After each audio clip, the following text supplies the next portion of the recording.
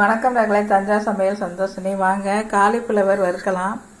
இது ஒரு மெத்தடில் வறுக்கலாம். காலிஃப்ளவர் நல்லா பொடுசாக அரிஞ்சு உப்பு போட்டு கொஞ்சோண்டு மஞ்சள் தூள் போட்டு கொஞ்சம் லைட்டாக 2 கொதி விட்டால் போதுங்க. இந்த மாதிரி வச்சுக்கணும். இதுக்கு தேவையான பொருட்கள் மிளகாய் எடுத்திருக்கேன்.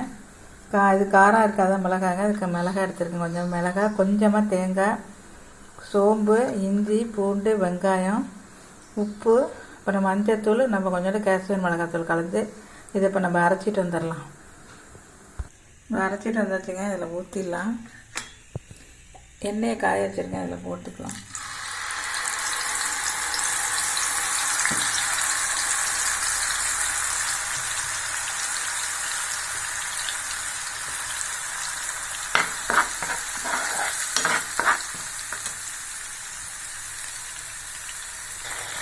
நல்லா இந்த பச்சை வாசம் போக வதக்கணுங்க. நல்லா சுண்டி வரணும். இப்போ நல்லா இந்த அளவுக்கு வதங்கி வந்துருச்சுங்க. இப்போ நம்ம இதை போட்டுடலாம். பச்சை வாசம் போயிருக்கோம். எண்ணெயெல்லாம் வருது பாருங்க தெரிஞ்சு. இப்போ நம்ம இதை போட்டுடலாம். இதுலேயே நம்ம உப்பு போட்டிருக்கோம். அதை நீங்கள் உப்பு கம்மியாக தான் போடணும்.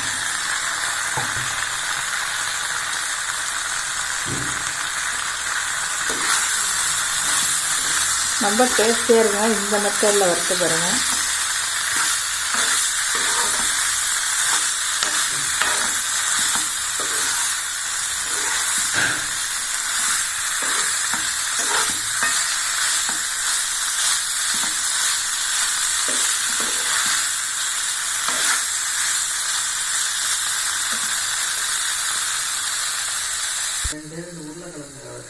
வறுவல் ரெடி ஆயிடுச்சுங்க. நீங்கள் அது கொஞ்சம் சப்பாத்தி தோசைக்கு வேணால் தேங்காய் கொஞ்சம் கூட ஊற்றி கொஞ்சம் தண்ணியாக வச்சுக்கலாம்.